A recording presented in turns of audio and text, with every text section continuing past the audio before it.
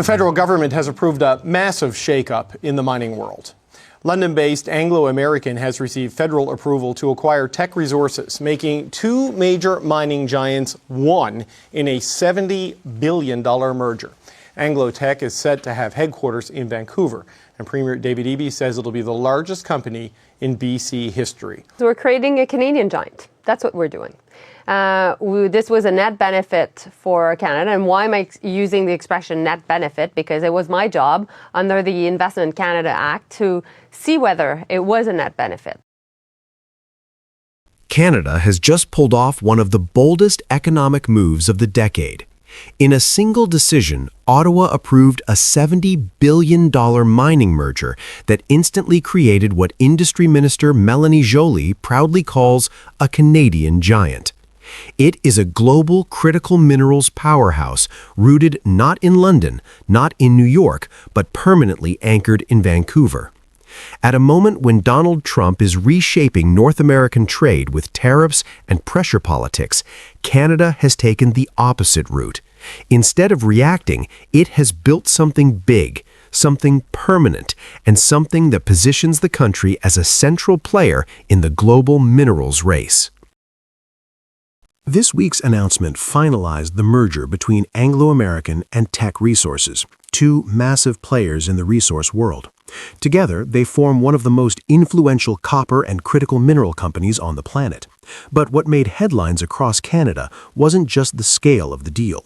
It was the conditions Ottawa imposed, conditions that rewrote the rulebook for foreign investment in this country. Minister Joly confirmed that the global headquarters will sit in Vancouver and that senior leadership functions will remain firmly under Canadian jurisdiction. She stressed that 2/3 of the company's decision-makers will live and work in Canada, paying Canadian taxes and overseeing global operations from Canadian soil. She also guaranteed that half the board will be Canadian for the first 7 years, then at least a third permanently.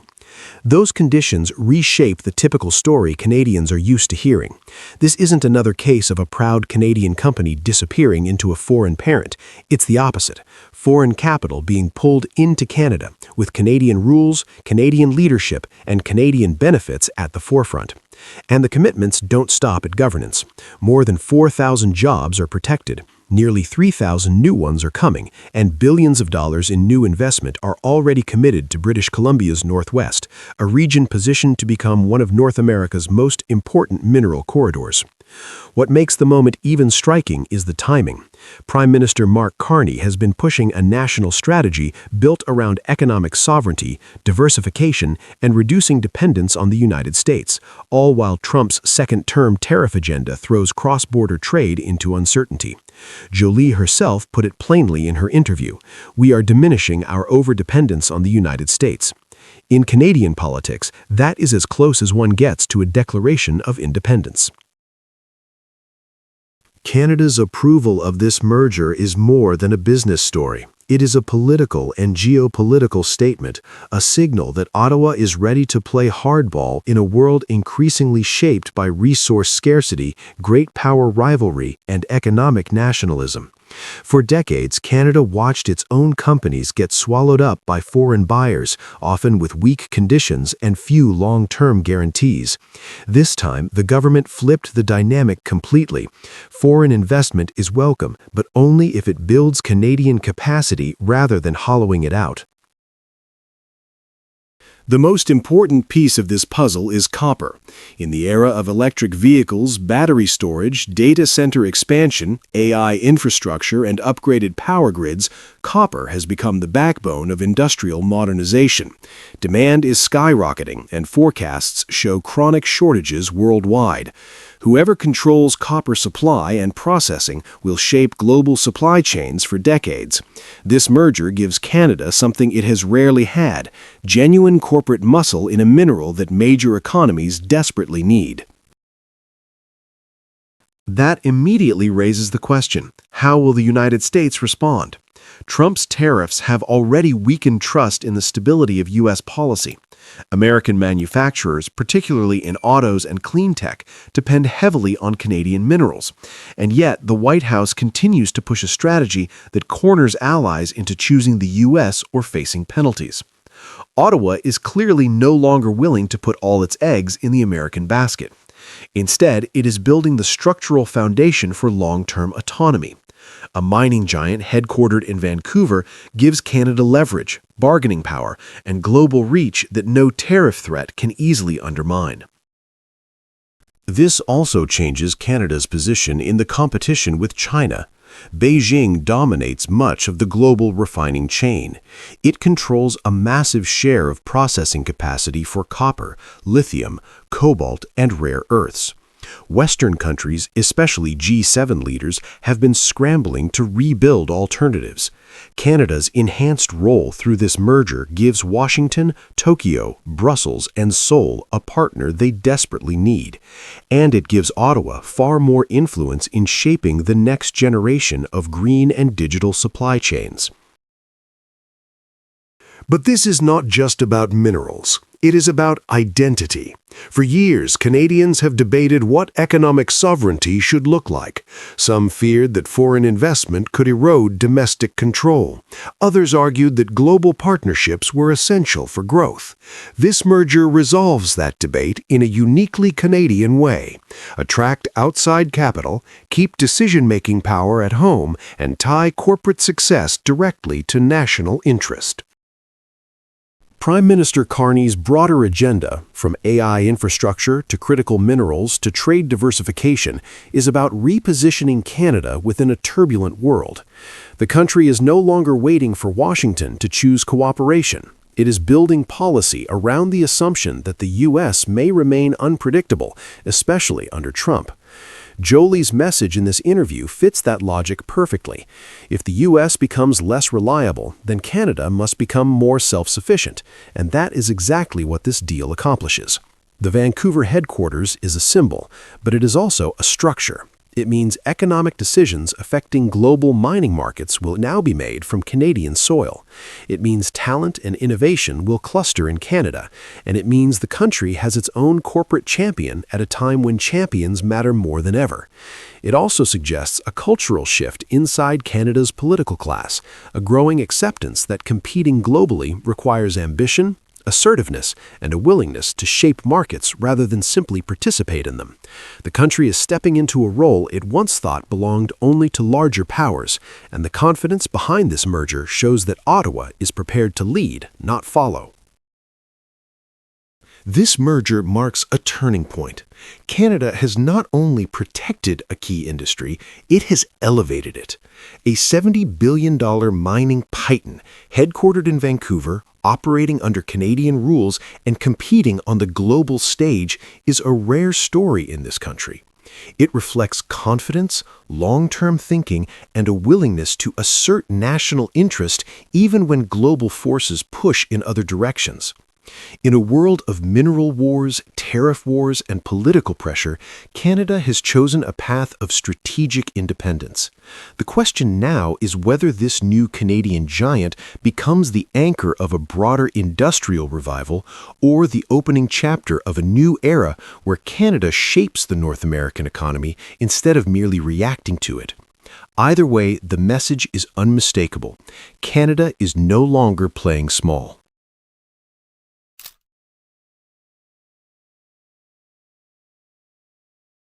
Subaru just sent a message louder than any political headline out of Washington.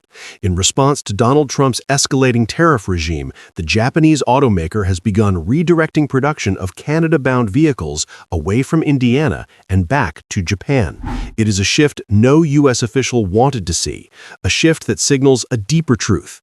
Global companies now see Canada as the stable, reliable market, and the United States as the risky one. For years, the assumption in North America was simple. If you built cars for Canada, you built them in the U.S. That era just ended.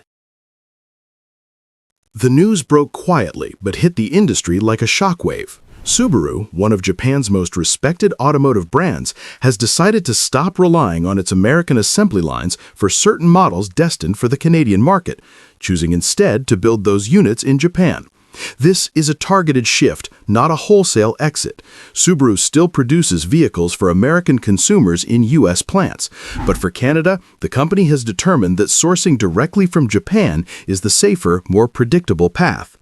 That calculation is grounded in real economic pressures. Under Trump's tariff escalations, U.S. factories face sharply higher costs when using Canadian aluminum, Canadian steel, and Canadian auto parts, all essential to modern vehicle manufacturing. At the same time, Canadian retaliatory tariffs on U.S.-assembled cars remain a real risk. By rerouting Canada-bound production to Japan, Subaru avoids this entire layer of tariff volatility.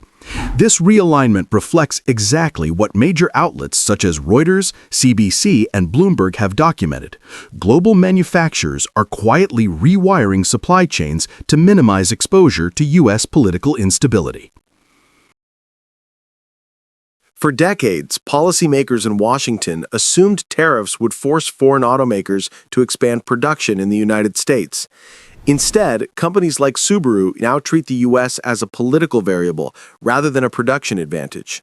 Economists across North America have repeatedly warned that erratic tariff swings create risk premiums that push global firms to reconsider where they build for foreign markets like Canada.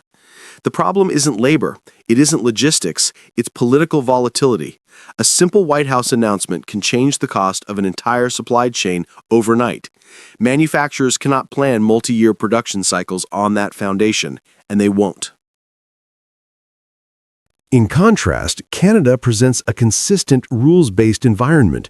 Prime Minister Mark Carney's government has anchored Canada's industrial strategy in predictability, long-term clean tech incentives, stable trade agreements, and a diplomatic posture built on reliability. This matters for automakers who need clarity, not chaos.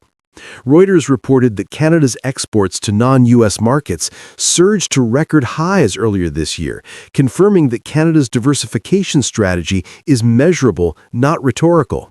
For a company like Subaru, that stability makes Japan to Canada production far more viable than navigating U.S. tariff uncertainty. The irony is glaring. Trump's tariffs were designed to bring jobs back to America. Instead, they have increased the cost of U.S.-based manufacturing for international markets. Subaru moving specific Canada-bound models to Japan is not a rejection of American workers, it is a rejection of American policy volatility. When the price of Canadian steel jumps, U.S. factories suffer. When retaliatory tariffs threaten U.S.-assembled vehicles, automakers reroute production. When political unpredictability becomes the norm, companies look for safer alternatives. The result is simple. The U.S. loses production, and Canada still gets supply. This outcome illustrates a broader pattern Bloomberg has identified. Global automakers are quietly designing around the U.S., not toward it. This story also reveals something Canadians often underestimate. Canada is a high-value auto market. With strong purchasing power and a tech-forward consumer base, Canada ranks among the most influential import markets worldwide. Multinational automakers cannot afford to lose access to it. When the U.S. becomes an unstable export base, companies don't step back from Canada, they simply adjust their supply chain to serve Canada more predictably. Subaru's move is a perfect example. Maintain U.S. production for Americans, but stabilize Canada's supply through Japan. The implication is powerful. Canada is not a junior consumer. Canada is a market worth reorganizing manufacturing lines around. And here's what global executives understand, even if many Canadians don't. The Canadian market is unusually resilient. Vehicle demand holds steady despite interest rate cycles. Consumers are early adopters of advanced safety tech, hybrids, and electrified platforms. Provinces like Quebec and British Columbia consistently post some of the highest EV adoption rates in North America. For an automaker, this means Canada is not just a sales destination, it is a strategic test market. When companies decide where to allocate next-generation models, Canada's reliability and openness to innovation make it a priority, not an afterthought. That's why supply chains bend toward Canada when uncertainty rises elsewhere. Subaru's adjustment also fits into Canada's broader geopolitical shift. Over the past year, Canada has strengthened industrial and trade linkages with Japan, South Korea, Singapore, and other advanced Asian economies. Carney's new Security and Defense Cooperation Partnership with South Korea and the upcoming diplomatic outreach to Japan reinforce one theme: Canada wants stable partners, and Asia's industrial giants increasingly see Canada as a dependable anchor. Japan, in particular, has expanded its investment footprint across energy, clean tech, and critical minerals, areas where Canada holds unique advantages. Subaru's decision, while limited in scale, is aligned with a wider strategic convergence between Canada and Asia's advanced industrial economies. Subaru's decision is not a mass relocation. It's a strategic correction. But its symbolism is enormous. It reveals how global automakers separate their production lines when U.S. policy becomes unstable. It shows that Canada's importance as a standalone market is stronger than many realize, and it demonstrates that Washington's tariff-first strategy is pushing companies to design supply chains that bypass the United States when serving countries like Canada. This isn't the end of U.S. auto manufacturing, but it is a warning sign. If tariff volatility continues, more companies will make similar targeted adjustments, and Canada, with its stable policies and global partnerships, will remain the predictable destination in a turbulent world. The question now is simple.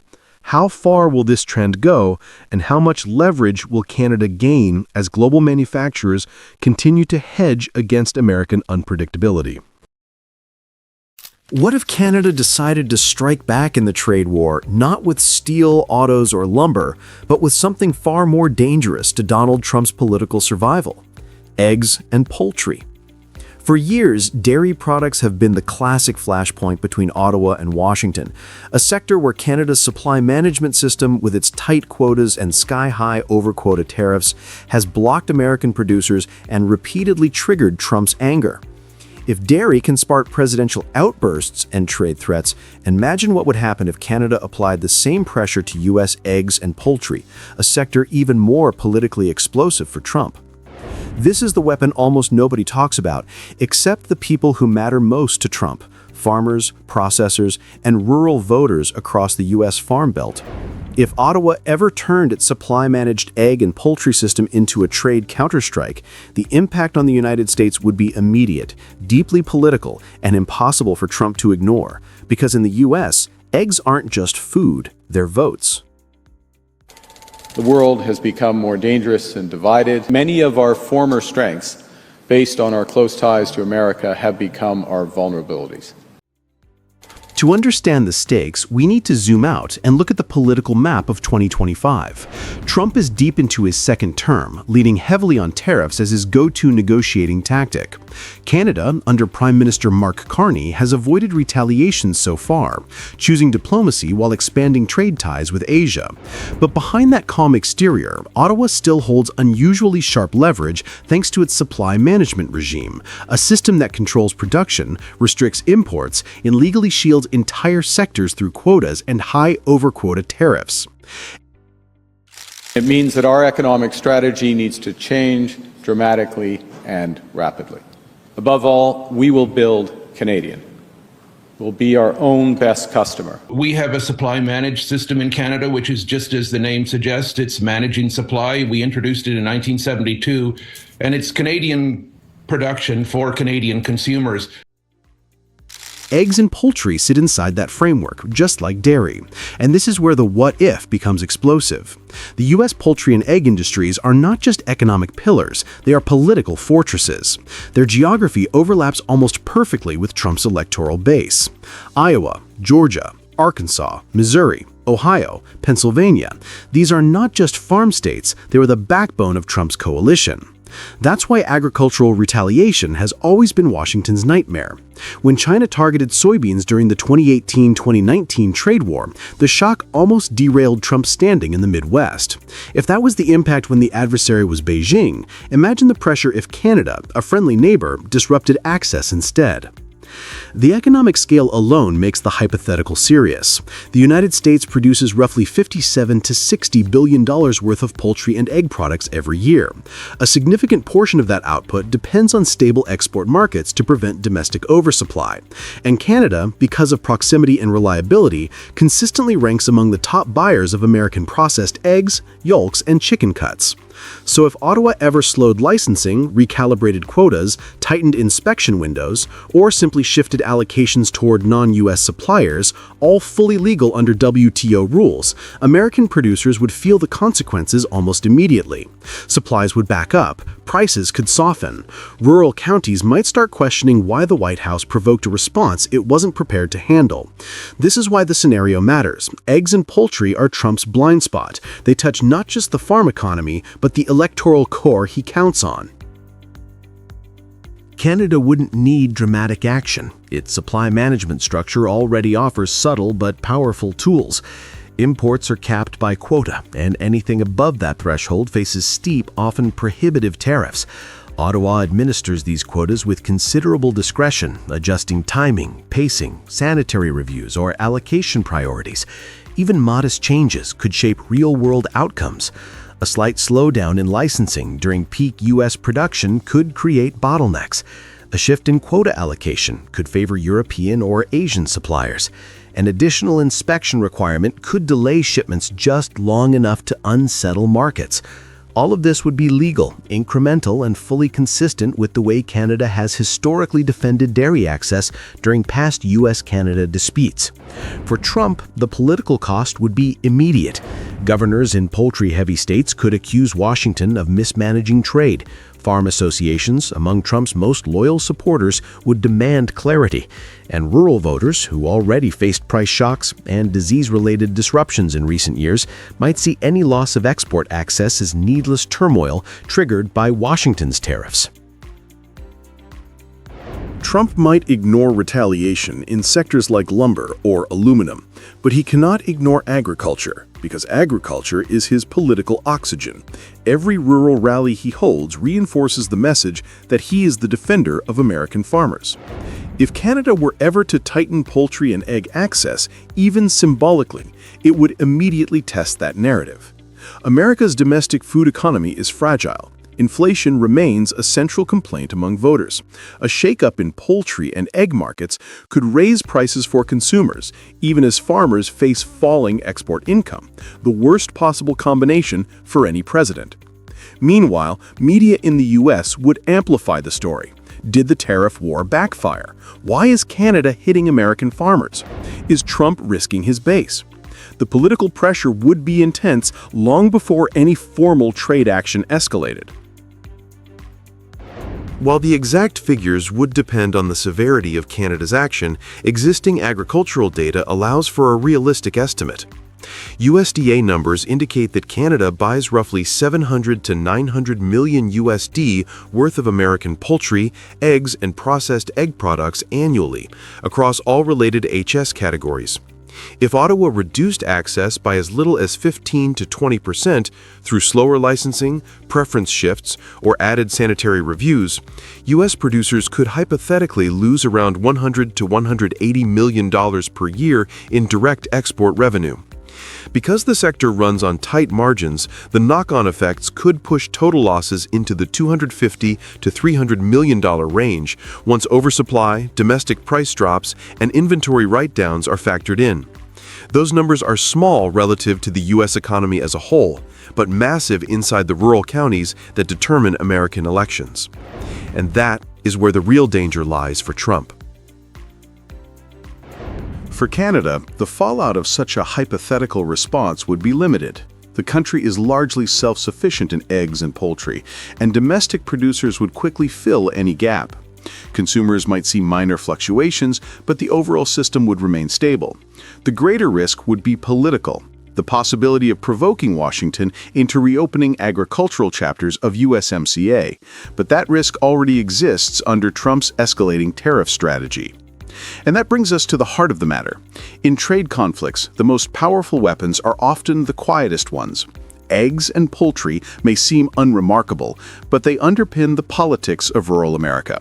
If Canada ever chose to use this leverage, the hypothetical fallout in the U.S. Farm Belt could be significant. Shaken prices, anxious producers, pressure from governors, and a wave of criticism from the very voters Trump depends on. For now, this remains only a scenario, not a prediction, but a warning. Because in the U.S.-Canada trade standoff, the next decisive move may not come from factories or forests, but from something far smaller and far more politically explosive, the humble egg. Leaders from every level of Canadian government are lashing out at Stellantis today. The automaker says it's reneging on plans to make Jeeps in Brampton, Ontario, and moving production to the U.S. instead. The Prime Minister pushing back against Ontario's Premier, calling on him to get tougher on Donald Trump. There's times to hit back and there's times to talk, and right now is the time to talk. It began with one headline that shook both sides of the border. Stellantis, the parent company of Jeep, confirmed it would move production of its Compass model from Brampton, Ontario, to Illinois. The shift, worth roughly $13 billion in new U.S. investment, promised around 5,000 American jobs, but left 3,000 Canadian workers facing unemployment. For Washington, it looked like vindication. President Trump called it a win for American labor and proof that his aggressive tariff strategy was working. In the White House narrative, companies were finally coming home. But in Brampton, Ontario, the story felt very different. The mayor described the announcement as a punch to the gut for a city that had built cars for generations. Thousands of families now faced an uncertain future, while the local economy braced for the loss of wages, suppliers, and community support. Behind the emotion lay a deeper reality. Trump's tariffs, 25% on most Canadian goods and 10% on energy, had rewritten the economics of cross-border production. Stellantis was responding to pressure, not opportunity. The policy that aimed to protect U.S. manufacturing was forcing North America's most integrated industry to tear itself apart. And yet, amid the anger, Canada's national government stayed calm. Prime Minister Mark Carney did not call for revenge. Instead, he delivered one quiet message that defined the country's tone. Now is a time to talk.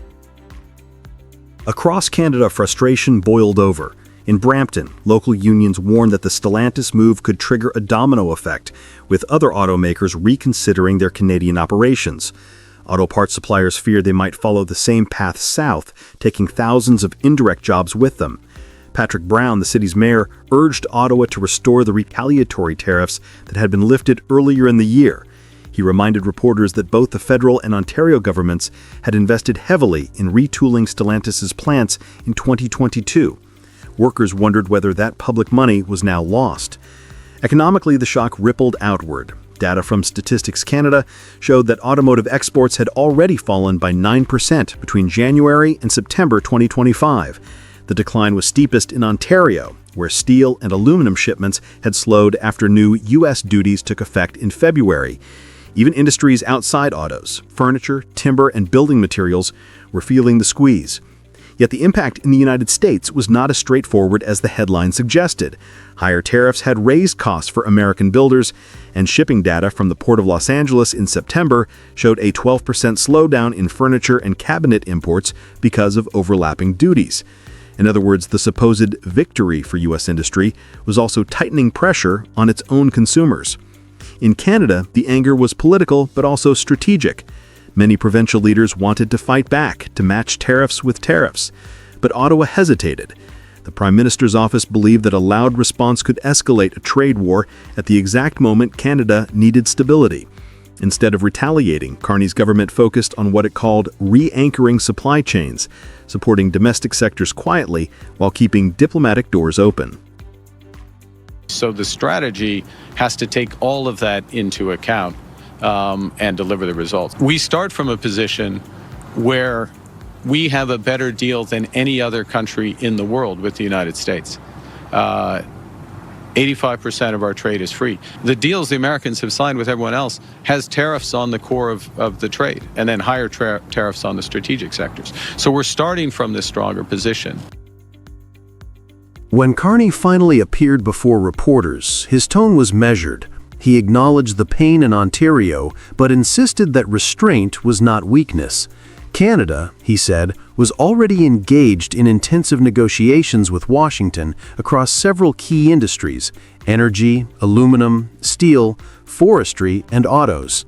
He planned to brief Ontario Premier Doug Ford on progress in those talks. Carney's broader message was that trade policy could not be managed through emotion. The country, he argued, must prepare for the upcoming USMCA review in 2026, when every clause of the North American Trade Agreement would be reassessed. Acting rashly now could jeopardize that process. He reminded Canadians that their country still enjoyed the best access to the U.S. market of any nation on Earth. According to data from the Department of Global Affairs, roughly 85% of Canada's exports enter the United States duty-free. By contrast, America's recent deals with the European Union, Japan, and South Korea all included tariff floors on major goods. Canada's existing framework, though strained, remained uniquely favorable. Carney's approach contrasted sharply with the rhetoric from local leaders. Where they saw betrayal, he saw leverage. His goal was to keep negotiations alive until the United States itself faced pressure to compromise, from rising prices, disrupted parts supplies, and a restless manufacturing base that relied on Canadian inputs. "There are times to hit back and times to talk," he said. "Right now is the time to talk." For Carney, dialogue was not surrender, it was positioning, a way to ensure that when the next round of trade talks begins, Canada still has cards left to play. As the weeks passed, the meaning of that restraint became clearer. Canada began to redirect its focus inward and outward at the same time. Provinces like Nova Scotia accelerated resource projects, fast-tracking exploration for lithium and other critical minerals. Federal agencies pushed investment toward domestic steel and battery component plants to keep the sector alive. Abroad, Ottawa intensified ties with partners outside Washington's orbit. Negotiations advanced with the European Union on expanding their clean energy framework, while trade missions to Japan and South Korea explored supply chain cooperation independent of U.S. oversight. Canada was no longer waiting for permission to act. Meanwhile, the United States faced growing logistical strain. Tariffs that once looked like a shield now acted like a tax on its own system. Auto analysts at S&P Global noted in an October 2025 report that vehicle assembly costs in the Midwest had risen nearly 14% year-over-year due to higher input prices and transport delays. The reshoring push was creating bottlenecks, not efficiency. Trump's claim of victory over Canada now looked less certain. The Stellantis move symbolized a political win, but economically it revealed a fragile reality. Protectionism cannot isolate an integrated market without breaking its rhythm. Every action to weaken a partner risks weakening the network itself. For Canada, the road ahead remains difficult. Jobs have been lost, and communities like Brampton are still reeling. But Carney's decision to pause, to talk instead of retaliate, may define a new phase in the relationship. His message is pragmatic, that power in trade is not just about who strikes first, but who endures long enough to shape the outcome. The Stellantis episode was supposed to prove Trump's strength. Instead, it exposed how deeply connected North America's economies remain, and how a single tariff meant to punish can end up redrawing alliances, reshaping industries, and reminding the world that sometimes the quiet response is the most strategic one of all.